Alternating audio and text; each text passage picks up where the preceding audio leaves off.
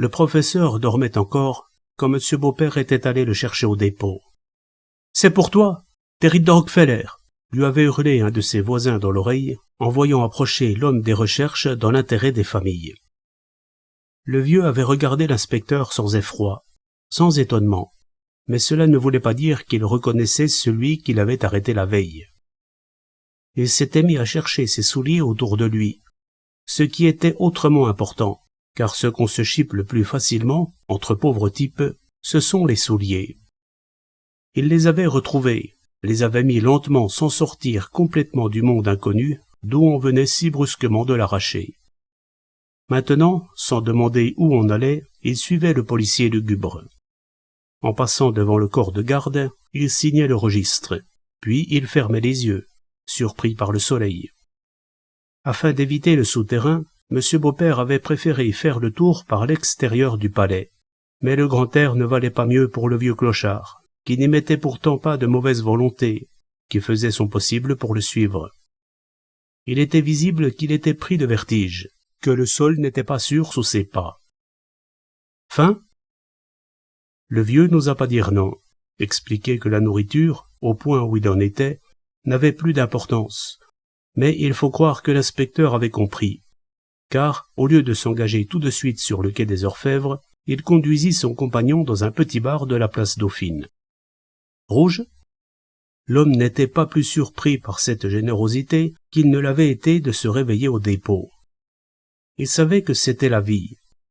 Un jour, on tombait sur un comme celui-là. Un autre jour, sur un dur qui vous flanquait des coups de pied dans les tibias.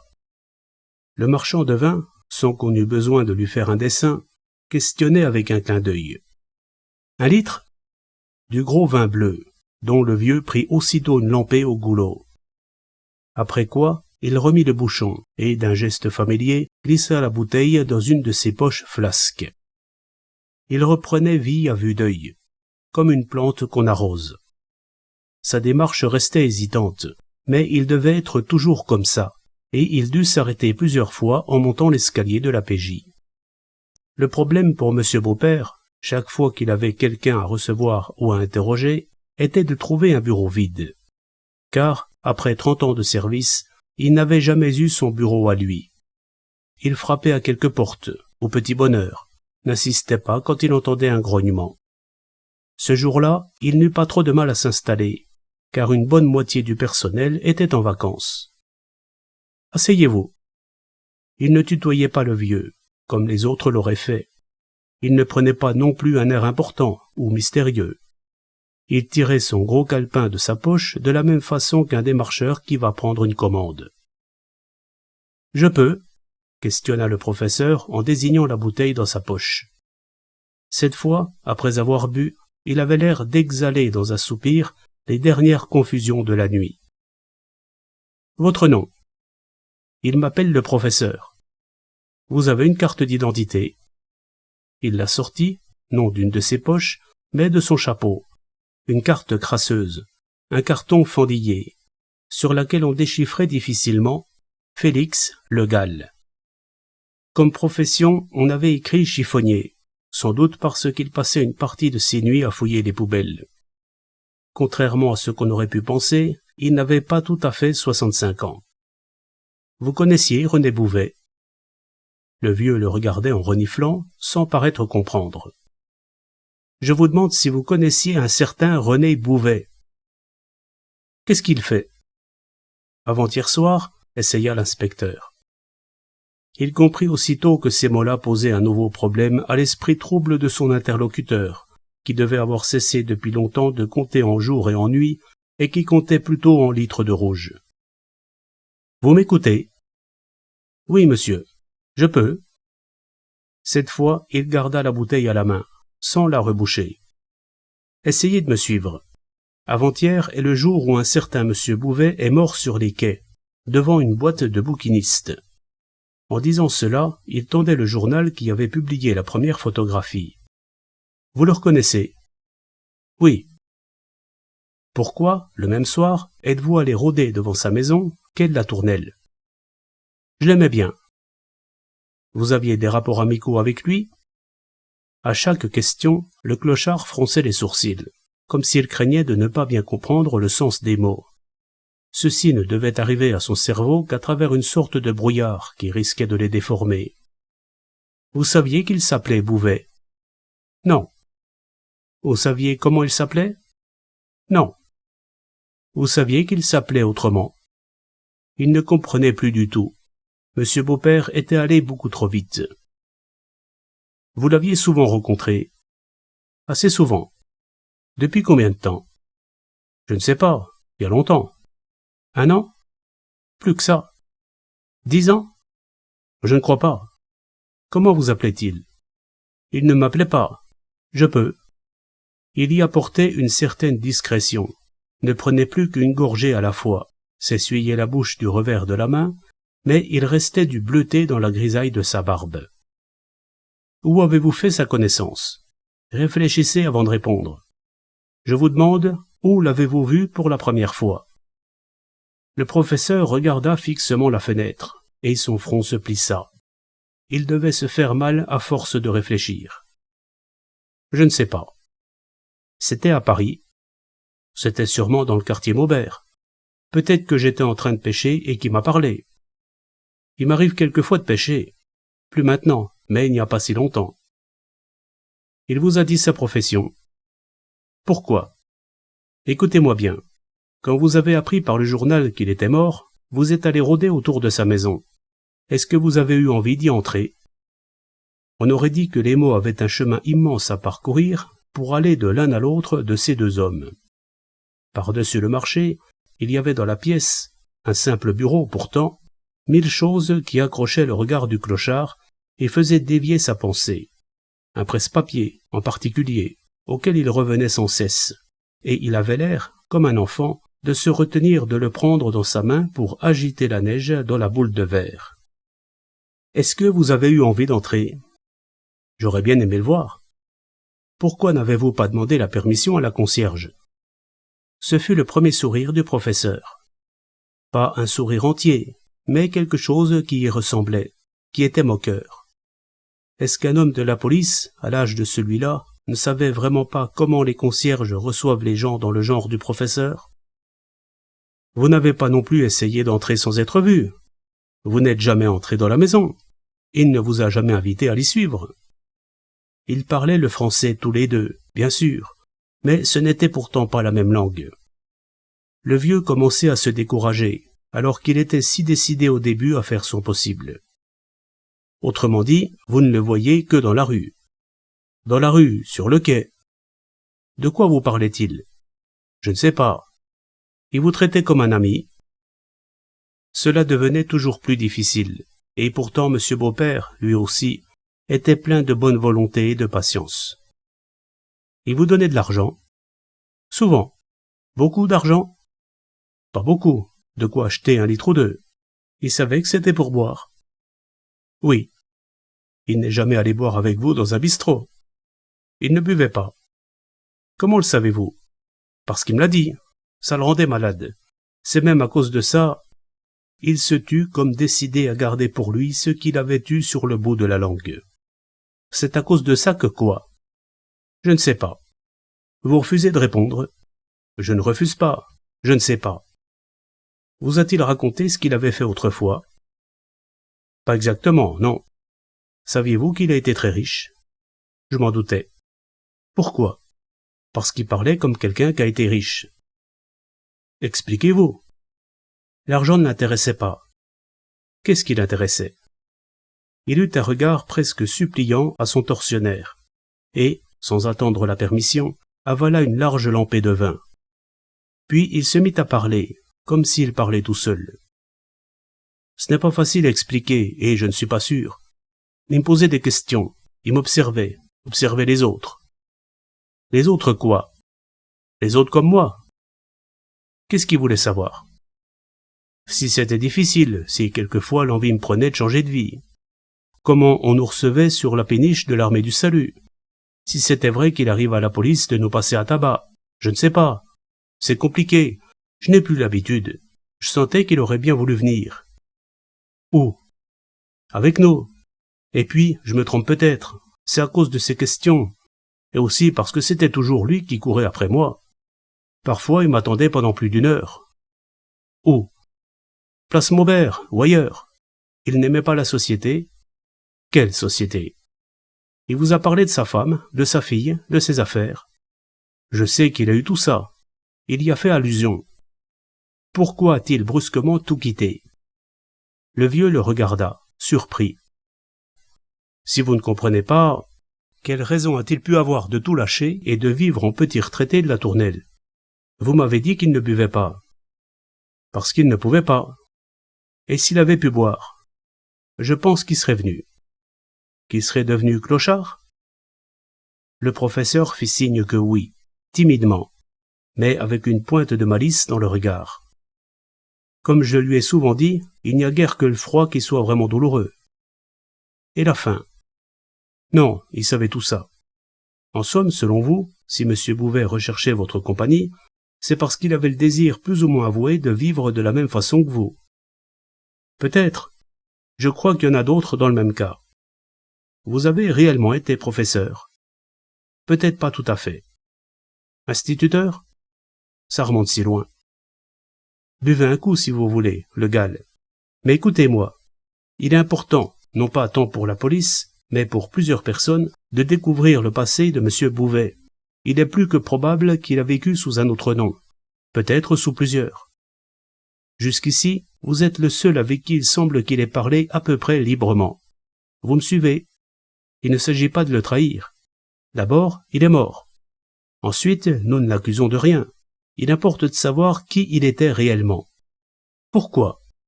Parce qu'il a une femme, une fille, des associés, de l'argent, et qu'il y a des dispositions à prendre. Il ne vous a jamais parlé de sa femme et de sa fille. Peut-être. En quels termes? Il a fait allusion à l'emmerdeuse. J'ai supposé que c'était sa femme. Et sa fille? Il m'a demandé si j'avais eu des enfants. Je lui ai répondu que je ne savais pas. On ne sait jamais, n'est-ce pas? Et qu'a-t-il dit? Que ça ne changeait pas nécessairement la question de savoir ou de ne pas savoir. Qu'en avez-vous conclu? Tout. Tout quoi? Qu'il en était revenu. Je crois aussi qu'il a eu un bateau, ou qu'il a vécu en bateau. Je ne me souviens pas des mots, mais il avait une façon spéciale de regarder les péniches. Vous croyez qu'il était malheureux? De l'étonnement, à nouveau, dans les yeux du professeur. Pourquoi? Il ne regrettait pas son ancien genre de vie. Allons, il valait mieux boire. Et maintenant, un pinceau de soleil atteignait le vieux en plein visage, lui faisait fermer les paupières sur ses prunelles plus habituées à la nuit. Vous ne l'avez jamais rencontré en compagnie d'une vieille femme mise assez pauvrement, au gros visage blafard? Il secoua la tête. Vous ne l'avez jamais vu entrer dans une maison, prendre un autobus, se diriger vers un autre quartier? Une fois que j'étais sur un banc, place des Vosges, il est passé. Dans quelle direction? J'ai oublié. Il s'est arrêté un moment pour regarder les fenêtres d'une maison. Laquelle?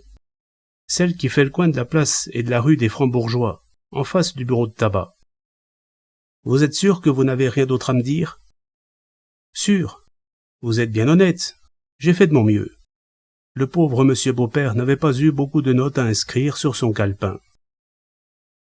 Et, pendant ce temps-là, la concierge, dans sa loge, était aux prises avec un policier, de grade supérieur, qui avait l'air bon enfant et qui jouait avec elle comme un chat avec une souris. Là-haut, dans le logement, c'était déjà le 3e complet, un complet bleu marine, qu'on passait aux morts pour le photographier. Madame Jeanne aurait sans doute hurlé d'indignation si elle avait pu voir un des hommes maquiller le mort tout comme un acteur de théâtre pour lui donner l'air moins mort. On fouillait tout, on photographiait tout. C'était une usine. Il y avait des reporters à tous les étages, qui frappaient aux portes pour questionner les locataires. L'un d'eux avait essayé de donner des bonbons au jeune Sardo pour lui tirer les vers du nez. Le gamin avait lancé les bonbons dans l'escalier et l'avait regardé d'un œil féroce en déclarant « C'était mon ami ».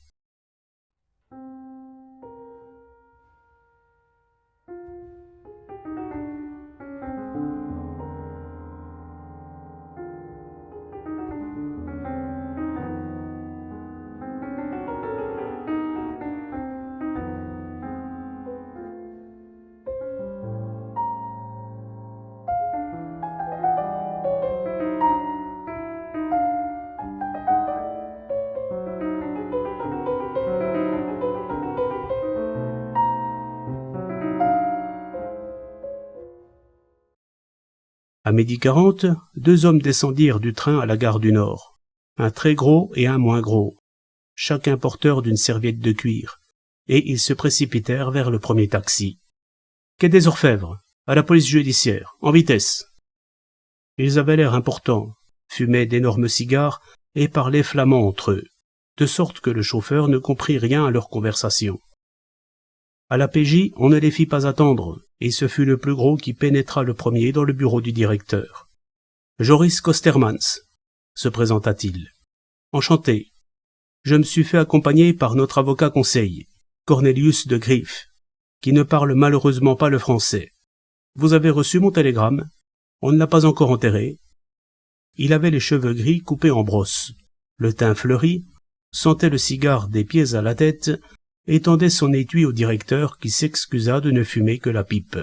« Je m'attendais à ça un jour ou l'autre, vous comprenez, parce que je suis de la vieille, n'est-ce pas ?» De la vieille de quoi? Il ne précisait pas, mais il était certainement content de lui. Cela se sentait à sa façon de se caler dans un fauteuil et de croiser ses courtes jambes. D'abord, comme vous l'aurez découvert, si j'en crois le journal, il n'est pas plus bouvet que moi. Bon, un point. Ensuite, comme moi je l'ai découvert il y a 10 ans, il n'est pas marche non plus. Second point. Et vous allez voir que c'est beaucoup plus compliqué que ça en a l'air. Ainsi que Cornelius vous l'expliquerait s'il parlait le français.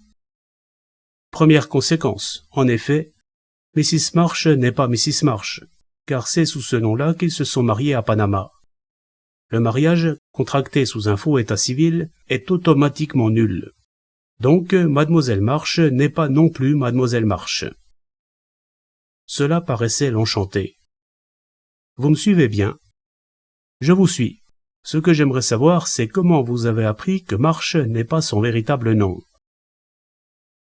Kostermans fit un clin d'œil, en adressa également un à Cornelius, à qui il dut traduire la question du directeur. C'est tout simple, mais en même temps, c'est une longue histoire. J'ai 66 ans, monsieur. Je sais que je ne les parais pas, mais je les ai quand même, n'est-ce pas? Et j'ai passé 20 ans de ma vie au Congo. Vous connaissez le Congo? Non? Tant pis. J'y suis parti que j'avais 30 ans, pour la compagnie des métaux. Je gagnais bien ma vie, mais je dépensais tout ce que je gagnais. Je n'étais pas marié. Je vivais dans la brousse, et quand je descendais à Stanleyville, c'était pour m'offrir une nouba dont je ne vous dis que ça. C'est au Congo que vous avez rencontré Marsh.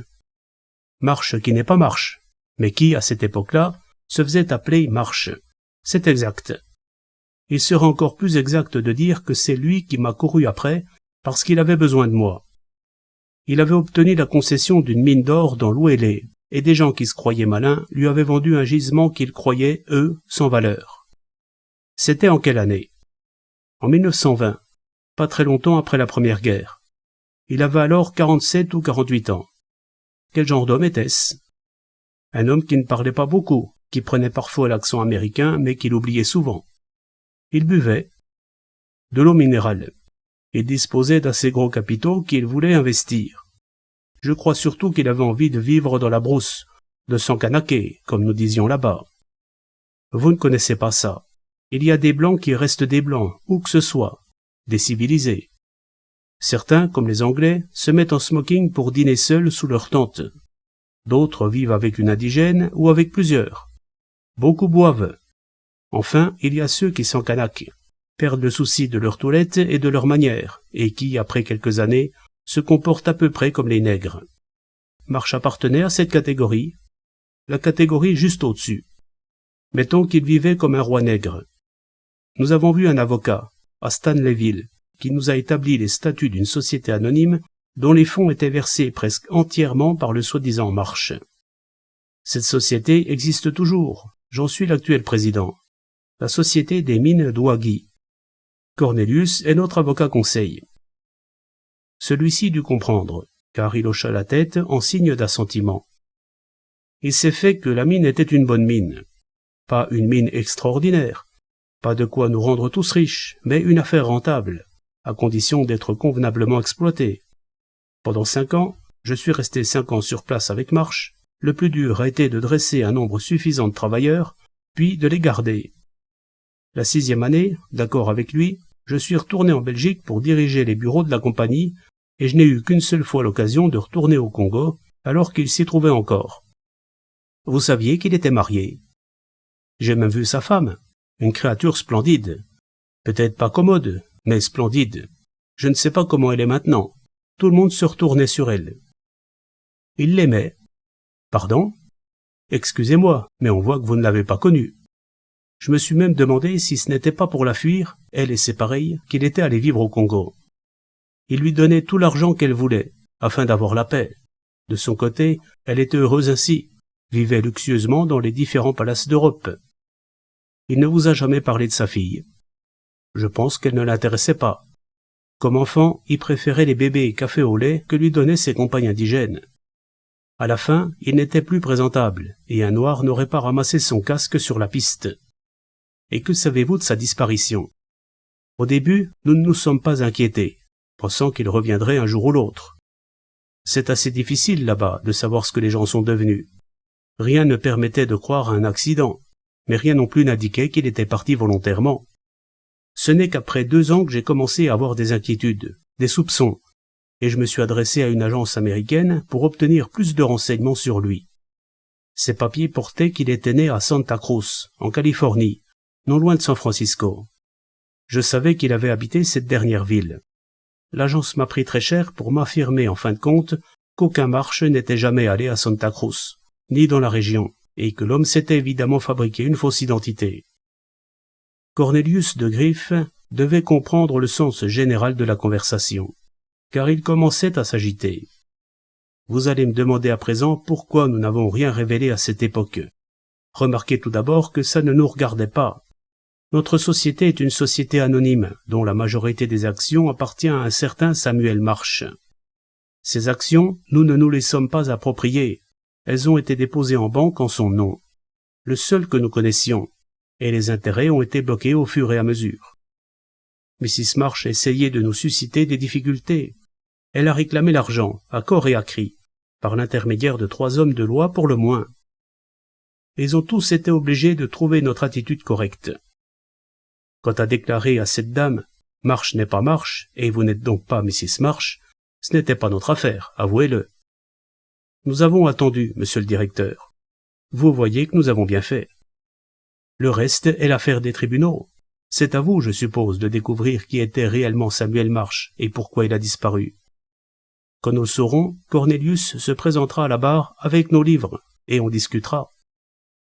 Il tira son mouchoir de sa poche, s'épongea minutieusement, et poussa son veston où était tombée la cendre de son cigare. Vous avez avec vous le rapport de l'agence américaine? Kostermans s'adressa en flamand à Cornelius, qui ouvrit la serviette posée sur ses genoux et en tira un dossier jaune. Ce sont des photostats. Vous comprendrez que nous ne puissions nous déposséder des originaux. Vous y trouverez la réponse de la mairie de Santa Cruz, ainsi que des traductions certifiées des différents documents. Dites-moi, monsieur Kostermans, de quelle importance était l'apport de Marsh dans la société? Environ 2 millions de francs belges de cette époque. Calculez ce que ça représente aujourd'hui. Lorsque l'affaire arrivera devant les tribunaux et que nous rendrons nos comptes, vous vous apercevrez que la somme déposée actuellement au nom de Marsh dépasse largement 50 millions. Il n'a jamais essayé d'entrer en possession de cet argent, en tout ou en partie. Jamais. Il n'avait pas prévu, lorsqu'il était au Congo, de versement à faire automatiquement à sa femme et à sa fille. Pas automatiquement. Il nous écrivait pour nous dire de virer telle ou telle somme au compte de Mrs. Marsh à Paris, à Londres ou ailleurs. De sorte qu'elle n'a plus rien reçu de la société depuis 1933. C'est exact. Vous avez beaucoup connu Samuel Marsh. Si vous le voulez bien, en effet, nous continuerons jusqu'à nouvel ordre de l'appeler ainsi. C'est plus facile, n'est-ce pas? Je l'ai bien connu, oui. Je l'ai vu plusieurs fois par semaine pendant 5 ans, et nous avons vécu dans la même bicoque pendant quelques mois. Quel homme était-ce? Il ne parlait pas beaucoup. Il était vigoureux? Plus vigoureux que son aspect ne le laissait supposer. Sans en avoir l'air, il était musclé. Il se montrait triste, mélancolique. Il avait des crises de cafard. Il n'était ni triste, ni gai, ni cafardeux. Il n'avait besoin de personne. Il nous est arrivé de passer des soirées entières sans dire un mot. Vous aussi. Si je parlais, il ne répondait guère. Il est instruit. Il a fait des études. Quelles études? Je ne sais pas. Il parlait couramment plusieurs langues. Lesquelles? Le français. Sans accent? Sans aucun accent. L'anglais, bien entendu. Je l'ai vu parler à des Anglais, au Kenya, car nous étions à la frontière du Kenya, et on lui a demandé s'il avait longtemps vécu à Londres. Qu'a-t-il répondu? Qu'il connaissait bien l'Angleterre. Il parlait aussi le turc. Je l'ai appris par hasard. L'espagnol? Couramment. Il lisait beaucoup. Je ne l'ai jamais vu lire, sinon les journaux. Et il ne parlait ni de sa famille, ni de son enfance, ni du collège ou de l'université. Non. De quoi parlait-il? Je vous l'ai déjà dit, il ne parlait pas. Il passait le plus clair de son temps avec les jeunes négresses dont il possédait tout un harem. Les Noirs lui avaient même donné un surnom qui faisait allusion à ses appétits et à une certaine particularité anatomique dont d'autres se seraient vantés. En somme, vous ignorez complètement d'où il a pu sortir. Oui, monsieur. Vous n'avez pas la moindre idée de quel pays il était. Pas la moindre, monsieur. Je suppose que, maintenant, ça va être facile de le découvrir. C'est pourquoi j'avais si peur qu'on l'enterre trop vite, et je vous ai télégraphié. Vous comptez passer quelques jours à Paris. Seulement jusqu'à demain. Cornelius a des rendez-vous importants à Anvers, et moi-même je dois m'occuper sérieusement de cette affaire. Le directeur de la banque m'attend demain. En somme, vous n'êtes pas très sûr d'avoir agi régulièrement. C'est l'affaire de Cornelius. Nous verrons ça devant le tribunal. Pour ma part, je suis bien tranquille. Pouvez-vous me dire où vous comptez descendre? À l'hôtel des Italiens, sur les boulevards. C'est toujours là que je descends. Il oublia que son interlocuteur avait déjà refusé un cigare, et il lui tendit à nouveau l'étui. Puis il sortit, digne, important, toujours avec Cornelius en laisse. Le directeur entra vivement dans le bureau des inspecteurs, en piqua un au hasard. Libre? Oui, monsieur le directeur. Suis les deux hommes qui viennent de sortir. Ils ne doivent pas encore être en bas. De toute façon, ils doivent se rendre à l'hôtel des Italiens. Il rentra dans son bureau, préoccupé, maussade, car il n'avait presque personne sous la main à cette époque de l'année, et il prévoyait que le mort du quai de la Tournelle allait lui compliquer l'existence. Il décrocha le téléphone, demanda « Qui s'occupe de l'affaire Bouvet ?» Lucas est parti ce matin avec des inspecteurs. 10 minutes ne s'étaient pas écoulées que Lucas, justement, le demandait au bout du fil. « Je ne sais pas ce que je dois faire, patron. Les photographes prétendent qu'ils ne peuvent pas travailler sérieusement ici et voudraient emmener le corps à l'identité judiciaire. » Alors le directeur, qui n'avait jamais vu la Maison Blanche, qui ne connaissait même pas l'existence de la concierge, prononça les mots fatidiques. « Emmenez-le. Vous viendrez me voir ensuite. »